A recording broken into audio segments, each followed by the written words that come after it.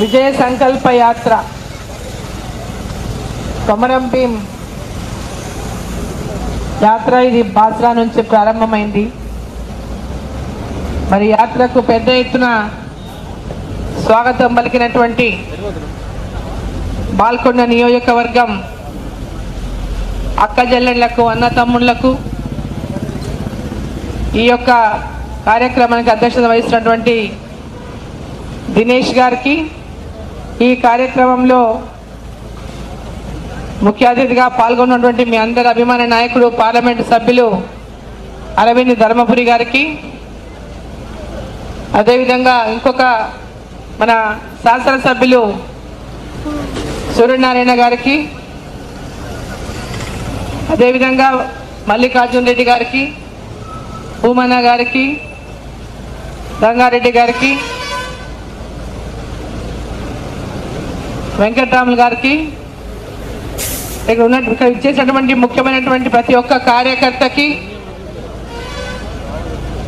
కమ్మరపల్లి గ్రామ పెద్దలకు, అక్క చెల్లెళ్లకు, అన్న తమ్ముళ్లకు, మీడియా మిత్రులకు అందరికీ కూడా నా యొక్క నమస్కారాలు తెలియజేస్తా ఉన్నాను. విజయ సంకల్ప యాత్ర,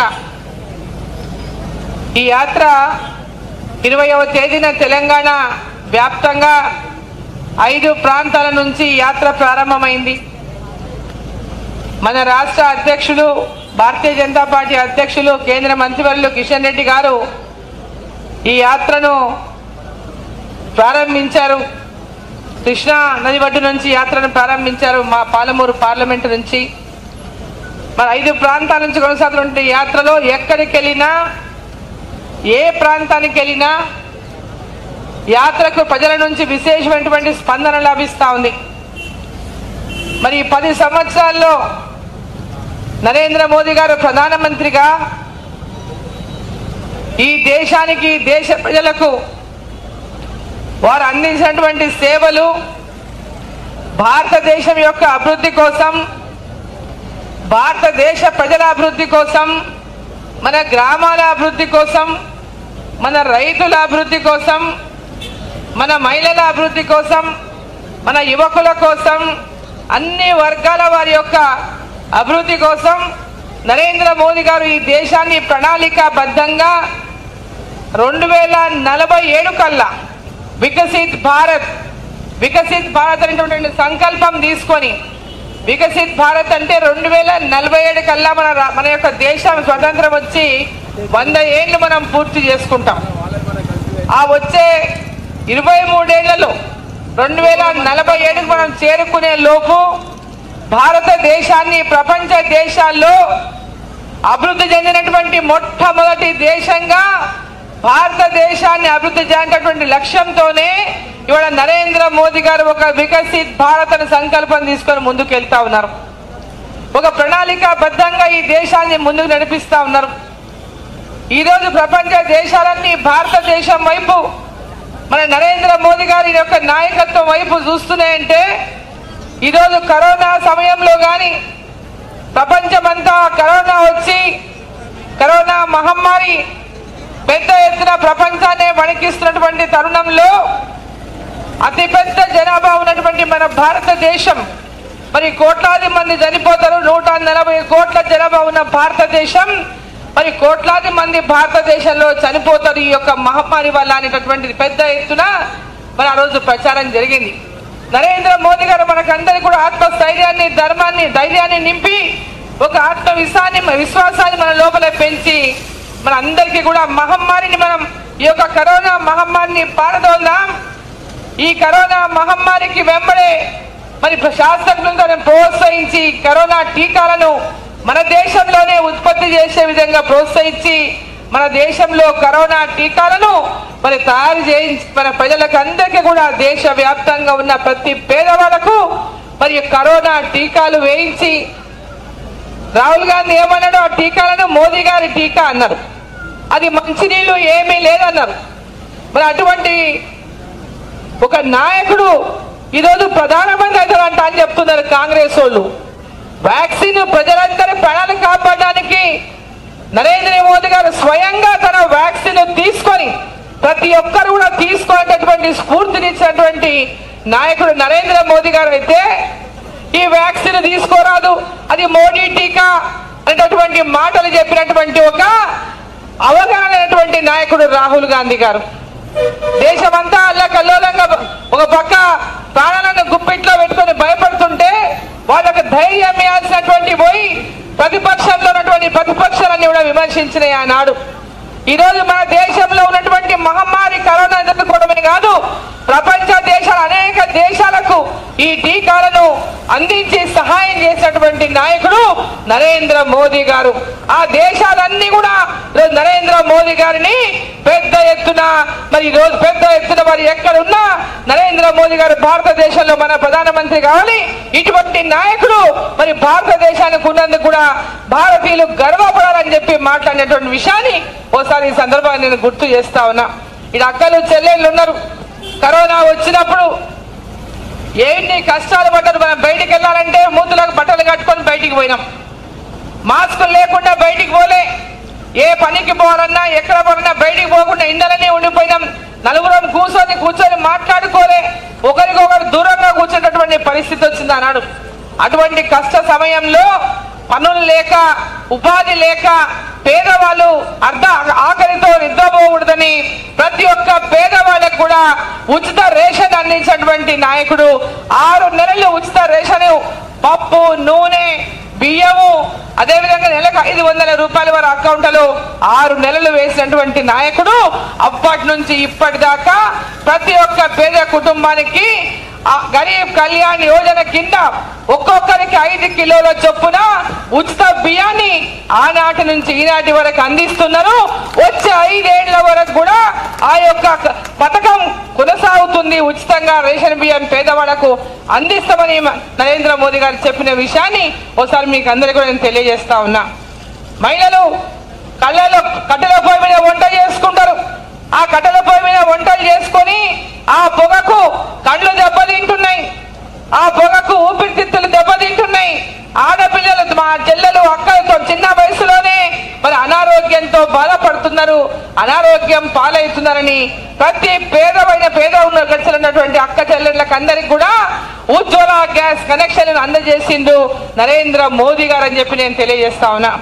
ప్రతి ఒక్కరు కూడా ఏ ఒక్కరు నా అక్క చెల్లెల్ని ఇబ్బంది పడకూడదు, ప్రతి ఒక్కరికి కూడా పేదవాళ్ళకందరికీ ఫ్రీగా గ్యాస్ కనెక్షన్ ఇవ్వాలని ఈ దేశంలో 10 కోట్ల మంది మహిళలకు ఉచిత ఉజ్వల గ్యాస్ కనెక్షన్లు ఇచ్చిందని చెప్పి నేను తెలియజేస్తా ఉన్నా.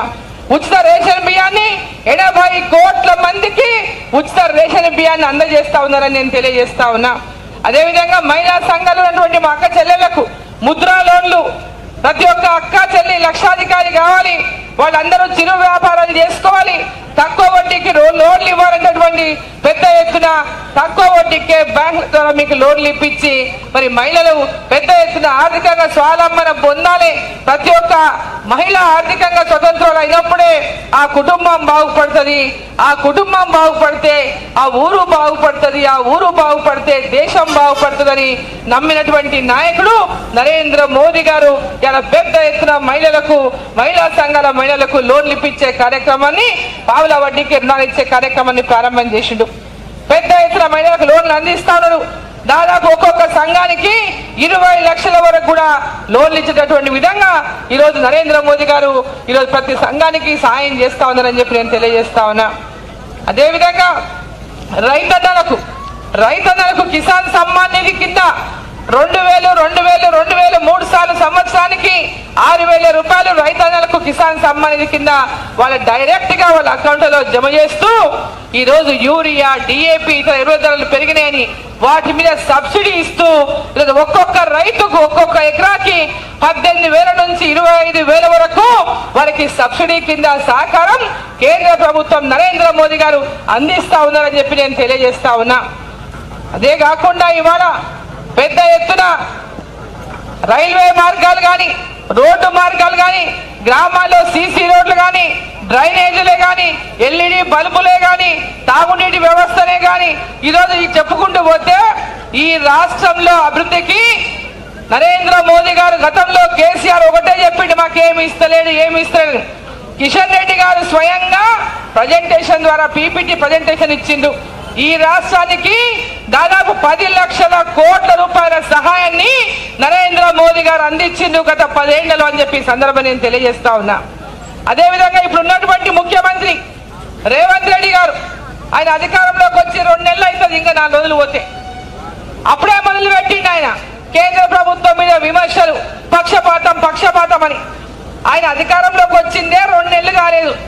కేంద్ర ప్రభుత్వం మీద ఏమేమి అడిగిండు, కేంద్ర ప్రభుత్వం ఏమి ఇయ్యనన్నది, ఏమి చెయ్యనన్నది చెప్పకుండా కేవలం రాజకీయమైనటువంటి ఒక దురుద్దేశంతో కేంద్ర ప్రభుత్వాన్ని ఒక కుట్రతో బీఆర్ఎస్ పార్టీ, బీజేపీ పార్టీ ఒక దిక్కు బీఆర్ఎస్, బీజేపీ ఒకటని ప్రజలను తెలంగాణ రాష్ట్రంలో ఎన్నికల ముందు మోసం చేసి మాట్లాడి అధికారంలోకి వచ్చినటువంటి కాంగ్రెస్ పార్టీ ఇవాళ మళ్ళీ అదే పాటను పట్టుకొని మోసం చేసేటటువంటి ప్రయత్నం చేస్తా ఉంది.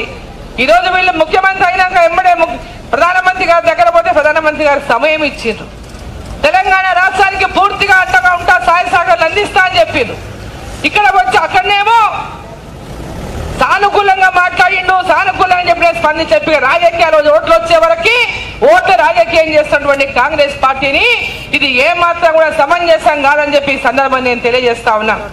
ఒక పక్క 6 గ్యారెంటీలని ప్రజల్ని మోసం చేసిరు. ఇప్పుడు ఏమంటున్నారు, 6 గ్యారెంటీలు అమలు చేయాలంటే కేంద్రంలోనంట రాహుల్ గాంధీ ప్రధానమంత్రి కావాలంట. రాహుల్ గాంధీ ప్రధానమంత్రి అవుతాడా? రాహుల్ గాంధీ ప్రధానమంత్రి అయ్యే అవకాశం ఉందా? అసలు రాహుల్ గాంధీ ప్రధానమంత్రి అవకాశమే లేదు. వాళ్ళ ఇండియా అలయన్స్ లోనే రాహుల్ గాంధీ ప్రధానమంత్రి అని చెప్పి ఎవరు ఒప్పుకోనే లేదు. ఇండియా అలయన్స్ అధికారంలోకి వచ్చే అవకాశమే లేదు. అదే ముక్కలు అయిపోయింది అలయన్స్ అంతా. ఇవాళ 6 గ్యారెంటీలు అమలు చేయలేక ప్రజలని మళ్ళీ ఒకసారి మోసం చేయడానికి వస్తున్నటువంటి మరి కాంగ్రెస్ పార్టీని ప్రజలందరూ కూడా గ్రహించాలా, వాళ్ళ మోసాలని చెప్పి నేను తెలియజేస్తా ఉన్నాను. వాళ్ళు ఇచ్చిన హామీలు నెరవేర్చలేక కేంద్రంలో వస్తామని చెప్తున్నారు, కేంద్రంలో రాదు గ్యారెంటీ మేము ఇయ్యలేమని చెప్పడానికి వాళ్ళు చేస్తున్నటువంటి కుట్ర ప్రయత్నం అని చెప్పి తెలియజేస్తా ఉన్నాం. ఈరోజు ఈ రాష్ట్రం అభివృద్ధి చెందాలి, అడుగడుగునా ఈ రాష్ట్రం అభివృద్ధి చెందాలి. ప్రతి గ్రామము, ప్రతి మహిళ, ప్రతి రైతు, ప్రతి విద్యార్థి, ప్రతి నిరుద్యోగి, ప్రతి ఒక్క కుల మత భేదాలు లేకుండా ప్రతి ఒక్కరు కూడా అభివృద్ధిలోకి రావాలంటే, ఈ దేశం అభివృద్ధిలోకి రావాలంటే నరేంద్ర మోదీ గారు మళ్ళీ ప్రధానమంత్రి కావాలి. నరేంద్ర మోదీ గారు ఖచ్చితంగా మళ్ళీ ప్రధానమంత్రి అవుతున్నారు. ఆపే శక్తి దేశంలో ఎవరికి లేదు. 3వసారి మళ్ళీ ప్రధానమంత్రిగా నరేంద్ర మోదీ గారు కాబోతున్నారు. తెలంగాణ ప్రాంతం నుంచి కూడా పెద్ద ఎత్తున మనం ఇక్కడ నుంచి సీట్లను గెలిపించి ఇవ్వాలి. ఇక్కడ మీ పార్లమెంటు సభ్యుడు అరవింద్ ధర్మపురి గారు ఇంతకు ముందే మాట్లాడుతూ చెప్పింది, ఇక్కడ పెద్దలు పసుపు బోర్డు కోసం తను బాండ్ రాసిచ్చింది ఎన్నికలప్పుడు. ప్రతిపక్షాలు చాలా విమర్శించినాయి, కవితమ్మ కూడా మస్తు విమర్శించింది, ఏమేమో మాట్లాడిండ్రు. ఇచ్చిన మాట నిలబెట్టుకున్నటువంటి పార్లమెంటు సభ్యుడిగా అరవింద్ ధర్మపురి నరేంద్ర మోదీ గారి దగ్గర చెప్పి నేను నా రైతాంగానికి మాట ఇచ్చిన అంటే నీ మాట నా మాట అని చెప్పి ఇవాళ పసుపు బోర్డును అందించినటువంటి నాయకుడు నరేంద్ర మోదీ గారు అని చెప్పి సందర్భంగా తెలియజేస్తా ఉన్నా. ఇచ్చిన మాట నిలబెట్టుకున్నటువంటి పార్టీ భారతీయ జనతా పార్టీ. ప్రజలకు ఇచ్చినటువంటి మాటను చేసే మాటనే ప్రజలకు చెప్తుంది, చెప్పిన మాటను నిలబెట్టుకుంటుంది భారతీయ జనతా పార్టీ అని చెప్పి మీకు అందరికి కూడా తెలియజేసుకుంటూ, ఇప్పటికే చాలా ఆలస్యమైంది, ఎండలో ఉన్నారు మీరంతా, మళ్ళీ ఎన్నికలప్పుడు అందరూ వస్తారు కాబట్టి మీరు అందరినీ కోరేది ఒకటే, రేపటి ఎన్నికలు అరవింద్ గారిని భారీ మెజార్టీతో ఇక్కడ నుంచి గెలిపించి పార్లమెంటుకు పంపించాలని, తెలంగాణ రాష్ట్రం నుంచి దాదాపు 10 నుంచి 12 స్థానాలు భారతీయ జనతా పార్టీ గెలవబోతుంది. కాబట్టి భారతీయ జనతా పార్టీ తెలంగాణలో కూడా పెద్ద ఎత్తున ప్రజలకు అభివృద్ధి చేయడానికి పెద్ద ఎత్తున పార్లమెంటు స్థానాలు గెలిపియండి. ఇప్పుడే చెప్పిండు ఈ యొక్క బైపాస్ ని కూడా ఇక్కడ నుంచి చేస్తామని. ఇట్లాంటి అనేక పనైనటువంటి అభివృద్ధి పనులు నిన్ననే నరేంద్ర మోదీ గారు తెలంగాణ రాష్ట్రంలోనే 5071 కోట్లతో రైల్వే పనులు మరి శాంక్షన్ చేసి అమలు చేసింది. నిన్న పెద్ద ఎత్తున ప్రారంభోత్సవాలు మరి శంకుస్థాపన చేయడం జరిగింది. రైల్వే పనులు కానీ, రోడ్ హైవేలు కానీ, నేషనల్ హైవేలు కానీ, స్టేట్ హైవేలు నేషనల్ హైవేలుగా మార్చడం కానీ పెద్ద ఎత్తున ఈ రాష్ట్రాన్ని అభివృద్ధి చేస్తున్నటువంటి ఈ సందర్భంగా మరి నిజామాబాద్ పార్లమెంట్ నియోజకవర్గంలో ఈ యొక్క పార్లమెంట్ అంతా కూడా అభివృద్ధి జరగాలంటే ఈ పార్లమెంట్ లో పెద్ద ఎత్తున విద్య, వైద్యం, రోడ్లు, రైతులు, మహిళలు, యువకులు ప్రతి ఒక్కరూ అభివృద్ధి పదంలోకి రావాలంటే మరి ఖచ్చితంగా నరేంద్ర మోదీ గారి నాయకత్వంలో అరవింద్ ధర్మపురి గారు కూడా కమలం పువ్వు గుర్తు మీద ఓటేసి గెలిపించాలని మరి ఆ శ్రీరాముని యొక్క ఆశీర్వాదం మనందరి మీద ఉన్నట్టుగానే మనందరి ఆశీర్వాదం నరేంద్ర మోదీ గారికి అందించాలని చెప్పి మిమ్మల్ని అందరినీ కూడా కోరుకుంటూ కమలం పువ్వు గుర్తుకే